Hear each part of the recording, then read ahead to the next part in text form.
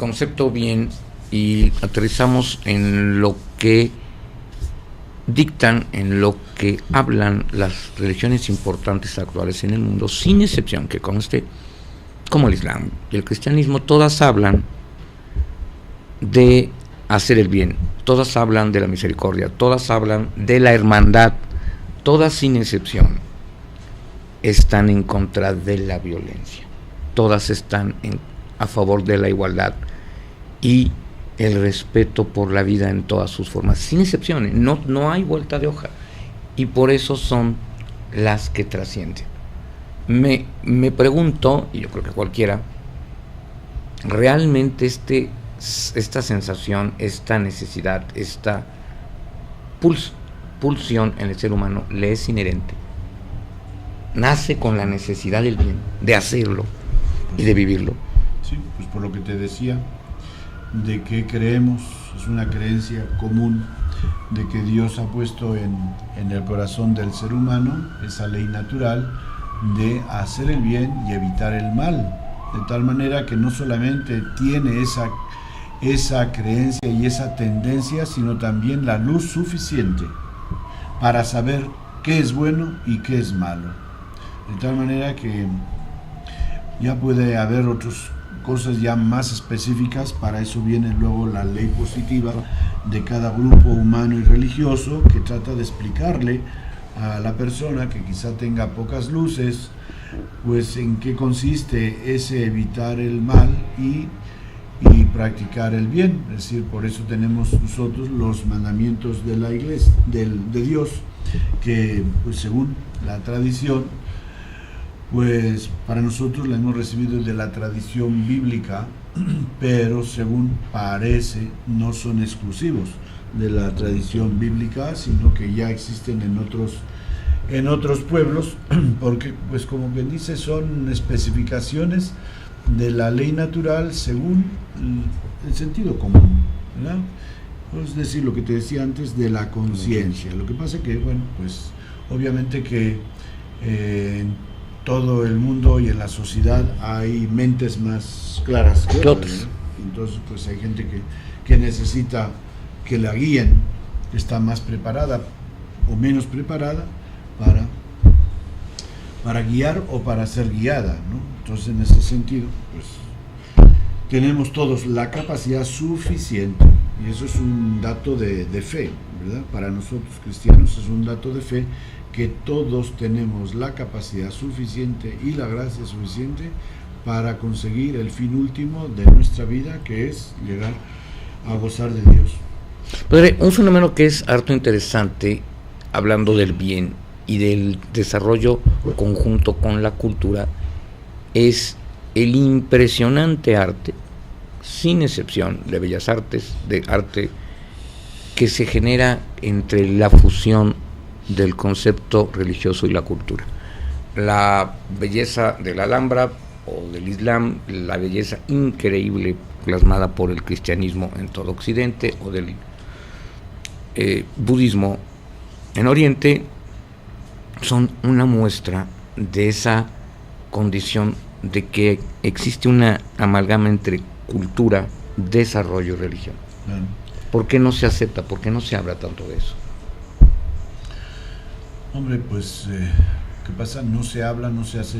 Sí, es que esto hasta hace poco tiempo era algo normal. Estaba dentro de está a la vista. Y cualquier persona que visita Europa se da cuenta de que la religiosidad es parte de la cultura europea, ¿no? Es decir, ¿qué es lo que los museos? ¿Qué es lo que ven en los museos? Pues quizá el 80% del arte que hay en los museos europeos es arte religioso. Aparte de los museos, luego están las catedrales, las iglesias, etcétera, tantos edificios que la mayoría religiosos, es decir, porque sí tienes un acueducto de Segovia, pero pues es uno, ¿no? Y tienes unas murallas de tal o cual ciudad, sea de Ávila o de cualquier otra famosas de otras ciudades, pero la mayoría, o sea, cuando la gente, por ejemplo, va a Andalucía en Semana Santa, ¿qué es lo que va a ver? y aunque no vaya en Semana Santa, Va a las iglesias, a las catedrales. la Giralda y la mezquita de la Catedral de Córdoba, etcétera, y el Señor del Gran Poder y la Macarena, y todo eso, La Macarena. son imágenes religiosas, ¿verdad? Entonces está todo, o sea, algo que para el hombre de antes, que parece no era tan inteligente como el hombre de hoy, ¿verdad? Es decir, pues lo religioso estaba ahí, era parte de su vida, y sentía la necesidad de expresar todo eso a través de esas hermosas catedrales que tenemos en toda Europa, ¿verdad? Entonces, pues es interesante pues el mencionar esto, porque claro, el hombre de hoy se cree que es el Superman, ¿no?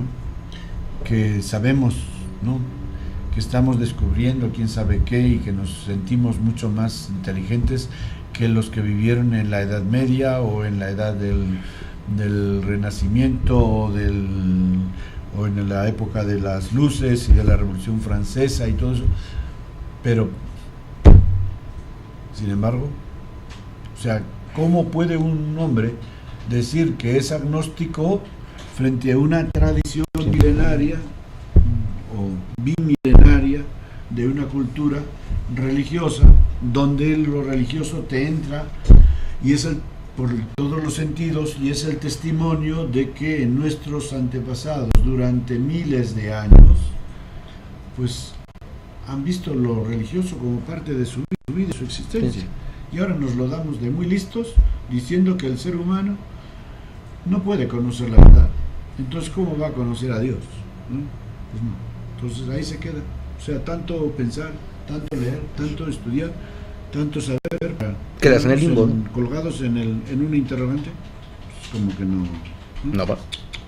Algo le falta ahí, ¿no? Padre, aquí un interesante cuestionamiento. Cuando analizamos históricamente el papel de la religión cristiana, por ejemplo, el Islam es muy notorio también, el desarrollo y la creación de las verdaderas identidades nacionales y culturales, gracias a sus fundamentos éticos y morales. Si no hubiera sido por la Iglesia Católica, América Latina no existiría hoy, hubiera sido peor de lo que está. Igual pasaría con Medio Oriente, etcétera, etcétera. El valor de la religión ha sido durante los últimos 60.000 años el valor de la infundir, dar a entender y comprender la moral, la ética y el buen comportamiento, porque en la actualidad el hombre lo niega. Pues no sé, habría que preguntarle a un profesor de fenomenología religiosa a ver qué, ¿no? Es curioso, pues, por qué el hombre se empeña en precisamente, bueno, sobre todo en el siglo, a partir del siglo XX, se ha empeñado en esto. No sé, yo creo que tiene mucho que ver de que le hemos vendido una experiencia de religión un poco, ¿qué diremos?, controvertida o confusa, o como se dice, hipócrita, incoherente. O sea, sí tenemos nuestras actitudes que quizá a algunos les ha llevado a hacer esas conclusiones, ¿verdad? Como decir que si la religión es el opio del pueblo, etcétera. Bueno, quizá la religión en algunos lugares o en algunos sistemas, yo creo que casi todas las grandes religiones, pues podríamos decir que hemos abusado quizá de la gente, no conscientemente, pero sí inconscientemente, en el sentido de que hemos echado mano de los criterios y de los valores religiosos para conseguir ciertos fines de tipo humano, ¿verdad? Y entonces, así como lo hemos hecho en las religiones, luego otros sistemas, como el sistema comunista, también ha tenido la reacción opuesta, ¿no? De querer convencer al pueblo de que todo esto era una mentira, para así erradicar lo religioso y tener como a la gente pues más manejable. ¿Por qué? Porque no tienen ya un sistema de creencias y de valores, y está el pueblo que está ahí a merced de qué, ¿no? O sea, es curioso, sería interesante pues hacer un estudio en estos países como China, ¿verdad? Y también en Cuba, las nuevas generaciones, bueno, pues la gente que tiene de 50 años para abajo, pues han crecido en un ambiente de ateísmo. Yo conocí ahora una amiga ahí de la familia que había crecido en Cuba, porque tiene menos de 50 años, y dice, ella creció con la idea que siempre escuchó de que Dios no existe. Entonces, para ella, dice, pues es que no, y a mí, o sea, ella está viviendo en España y quiere, casi como dice, quisiera creer, pero pues el superar todo ese bagaje de una experiencia humana fuerte, porque tú sabes que lo que nosotros nos dicen desde niños, lo que aprendemos desde niños, lo que asimilamos desde niños es lo que queda ahí como enraizado, ¿no? Entonces, el decir, esta persona ahora vive en medio de una cultura cristiana y pues decir, ahora estuve equivocada toda la vida, ¿no? Pues es una lucha tremenda, ¿no?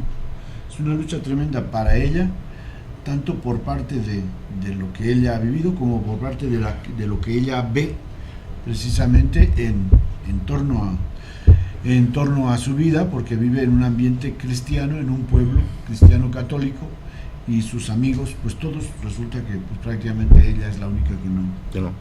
Ahora, es que enfrentarse a la necesidad de el desarrollo espiritual y el crecimiento del espíritu del hombre a los casi 50 años, pues no es ningún chiste, ¿eh? Pues no. Está bravo el asunto. Sí. Padre, regresamos en un minuto con otra reflexión. Muchas gracias.